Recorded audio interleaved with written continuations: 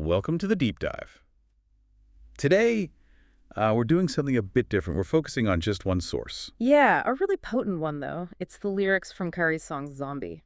Exactly. And Yeah. it feels less like a song transcript and more like this urgent warning, Yeah. about like modern life, consumption, digital overload. Right, the whole cost of being always on. Yeah. Our goal here is basically to unpack that warning. What's he telling us about this sort of modern condition? And it kicks off immediately with this core tension, doesn't it? This deep anxiety. He says, can't fall asleep until my heart's at ease. Mm-hmm. Yeah. That personal struggle.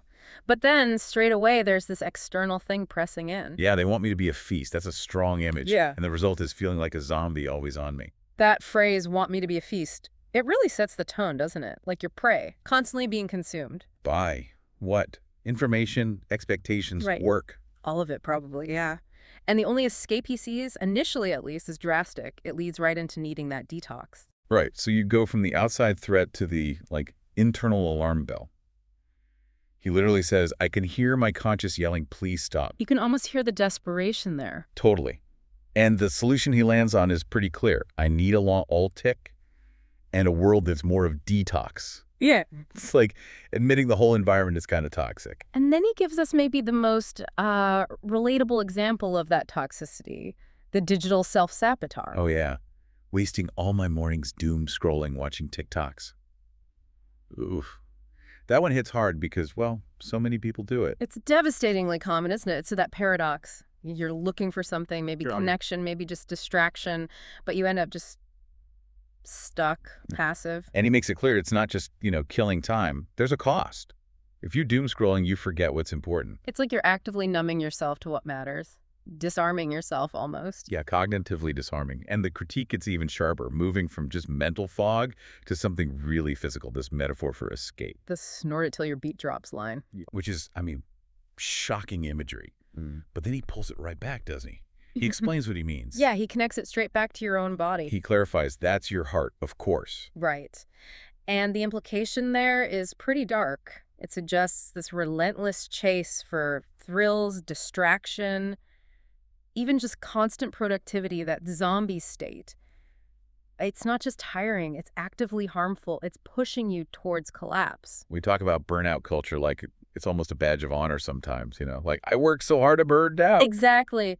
But this line just strips that away. It says, no, this is self-harm dressed up as hustle. It's your heart that's dropping. So, okay, if that's the personal cost of these digital habits, how does society as a whole deal with this pressure?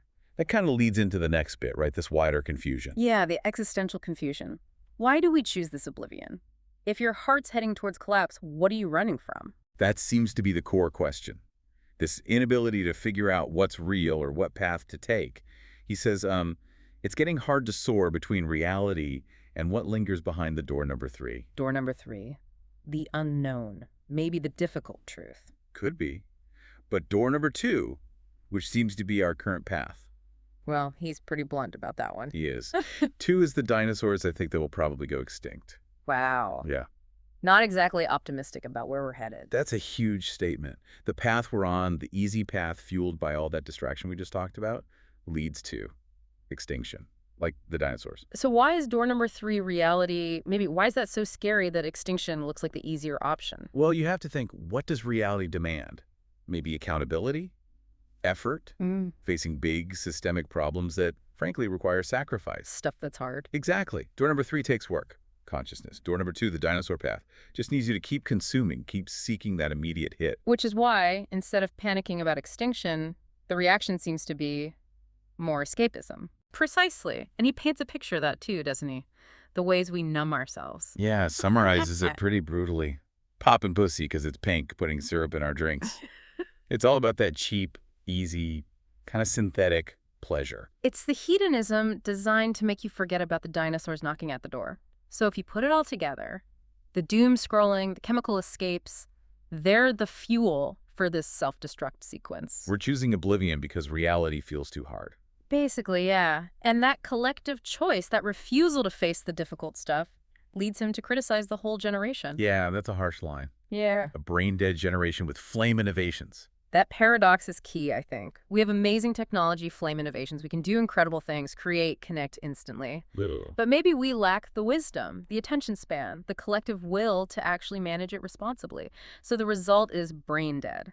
Our tech speed outruns our, I don't know, our moral or thoughtful progress. And that lack of wisdom, or maybe just patience, spills into how we act, especially when things get tough. He talks about that emotional reactivity. The impatience, yeah. We burn it down with no patience and turn our frowns into hatred. It's like instant gratification applied to everything, even disagreement.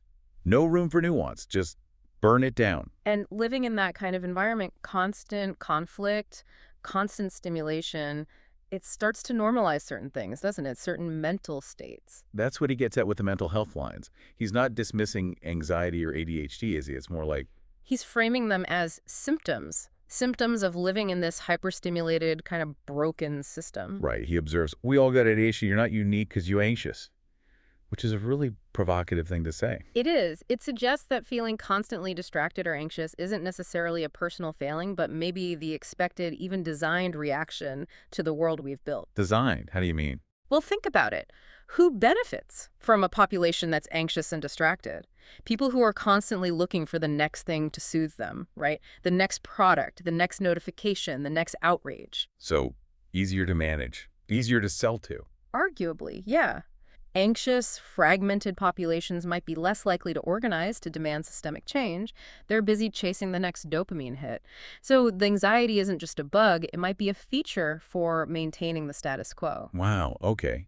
That systemic pressure then, that need to conform, maybe to keep consuming, that leads into the final section, right? About what happens when you do try to speak out against it. Exactly. Trying to communicate something difficult, something that doesn't fit the easy narrative. Yeah. Trying to point towards door number 3, maybe. What happens? Society kind of pushes back, ignores you if your problem isn't, like, neat and tidy. Or marketable. Right. And he uses that pop culture reference brilliantly. Nobody sees your problem, so you must be John Cena. Yeah. You're right there, struggling in plain sight. But because it's messy or uncomfortable, people just look through you, refuse to see it. And if you persist, Yeah. if you keep trying to talk about it, Then the demands start, the policing. He mentions how they say, your message could be cleaner, or they don't like your demeanor. the tone police. Focus on how you're saying it, not what you're saying. It's a classic silencing tactic, isn't it? You have to package your dissent in a way that's palatable, acceptable to the very system you might be critiquing, which means the really challenging truths often get filtered out. It sounds exhausting, just trying to get heard. Totally. And he acknowledges that exhaustion. That's why he says he'll just keep my opinions online, refuse to argue with strangers. It's like choosing sanity over a fight you feel you can't win. Self-preservation. Yeah. And that leads to this feeling of isolation he mentions at the end of that thought, about everybody that's on the mono who wants to speak out with the referee. Monop. Yeah, transcriptions can be tricky. Could mean monologue, monotony. Either way, it feels like being stuck, right?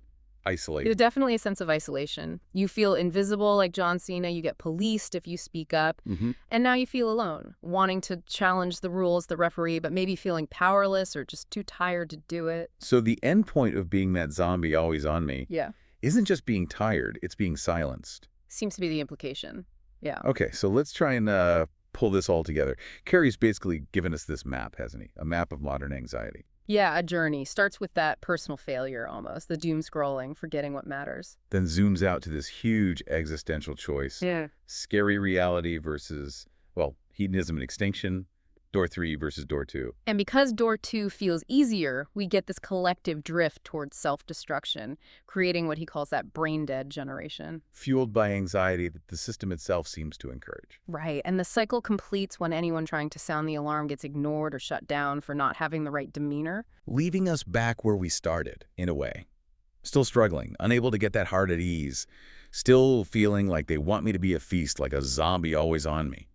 Which brings us to the final, kind of unavoidable question Khary leaves us with, doesn't it? He makes it so clear that door number 2 is the dinosaurs. He literally says, remind me to heed the warning in front of me. The zombie path is laid out. So what does it actually take right now to not go down that path? What are the real, maybe difficult, maybe unglamorous actions or shifts in thinking required? If the digital numbness leads to extinction, what does door number 3 reality actually demand from us that we keep trying so hard to avoid it? That's the choice, isn't it? Right in front of us.